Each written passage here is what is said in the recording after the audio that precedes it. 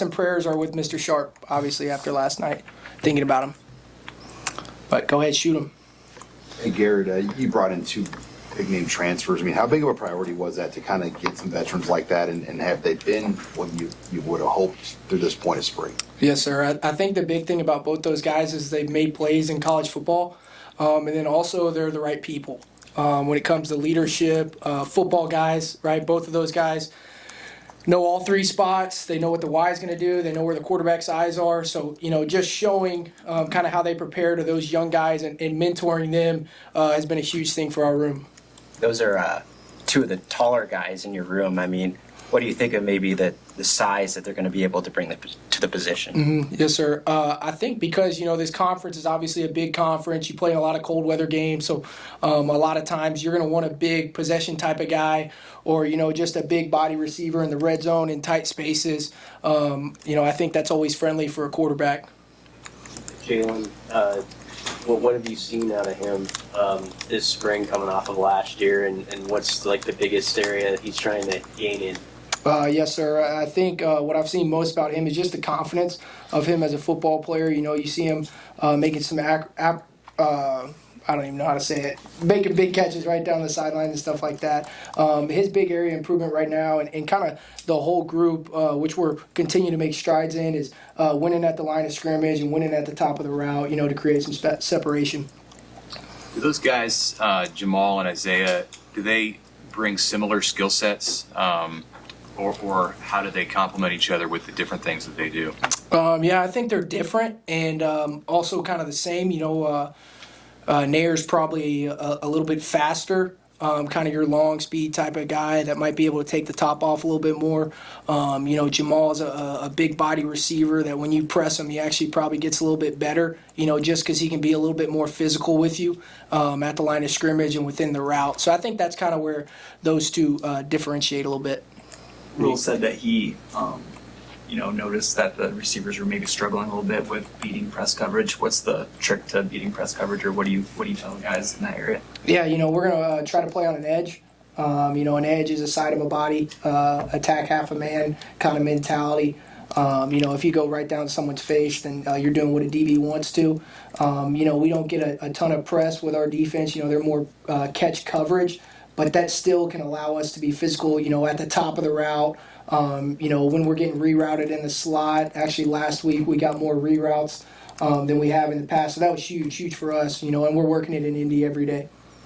What's been your initial impression of some of those mid-year enrollees, Ja'Cory, Davon, and as a coach, what are you trying to, implement on them right away, those first practices you have with them? Yes, so really just their process, right? I think that's where they can gain a step, the process of studying your playbook, eating right, post-practice, pre-practice lifts, recovery, all of that.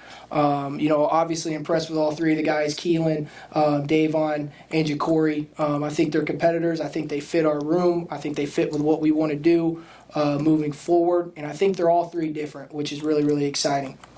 How do you feel about the type of catchable ball and just the progress that the 2 early enrollee young quarterbacks have made in making life easy for your wide receivers? Mm-hmm. I think all 3, really all 5 are developing, right? I mean, anytime you're out on the grass, with the coaching staff we have, I sat in the room with Coach Thomas, so I know how he coaches. I've heard him over and over again. So I think all 5 of those guys are taking strides, and then I think it's just a great opportunity for us. You got a variety of dudes in your room in terms of age. You got a lot of young guys, some in the middle, veterans, but also in terms of composition, right? You got super fast guys. You got guys who are more physical. How is it for you, or what are the advantages as a room to have like a mixed bag like that? Yeah, and they're all from different areas, right? So I think it's cool. You got all different personalities. They really, really care about each other, love each other a lot, so they want to see each other have success. I think it allows us to be creative in how we utilize them. We've never been the type of team that just wants to play 3 guys. We want to rotate. We want to play with fresh legs. We want to use them to their best of ability. So I think it allows us to be creative in the passing game, and then in other areas, whether it's situational football or out on the perimeter. Is there an optimum number of guys you want to have in rotation game ready? I think that really depends on, what other personnels you're in. Are we a 10, 11, 12, two-back team, or do we play with a fullback? I think that really goes into it more of me just saying a blank statement number, honestly. Here with the transfer portal open this week, do you say anything to the guys just about how they evaluate, handle things like that? No, I don't think I'm going to address it. I'm going to coach the same way that I was coached by Coach Rule. I'm going to coach the same way that I was raised to coach.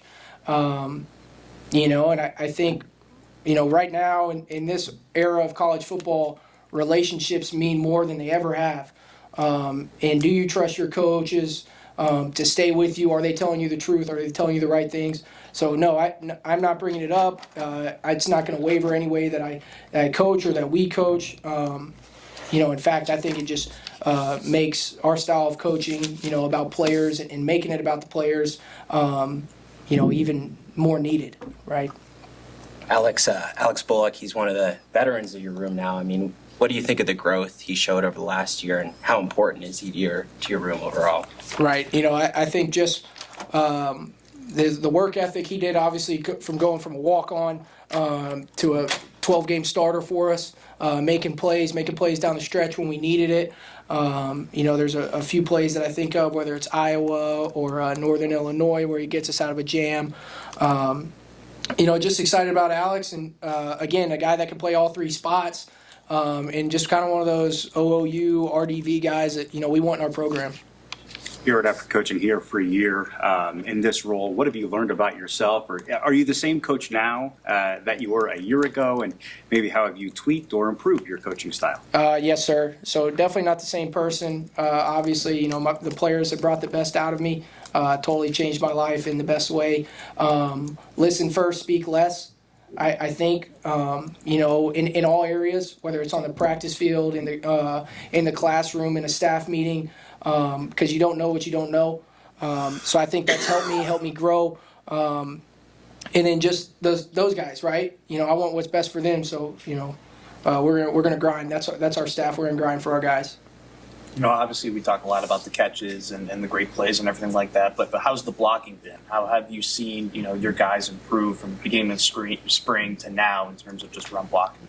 It's improved, and every day we're taking a step. I think I'd really like to see Malachi Coleman out there because I think he brings us an edge, and it's always good to see some guys that can kind of start that edge.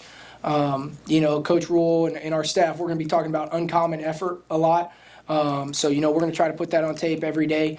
It's obviously improved from day one to now, what is this, day 10, so I'm excited about the strides we've made. Did Malachi arrive with that edge as a blocker, or is it something you saw develop as last season went on? I think it was always in there. I think he just, that's how we want to play football. And so he saw it over and over again. We want to play with dominant contact. We want to strike people. We want to put our hands on people and move them. There's a difference between blocking someone and moving someone, shielding someone and moving someone. So I think he saw that, and then he just saw the reward, the benefit, and so it now just became like a contagious culture type of deal.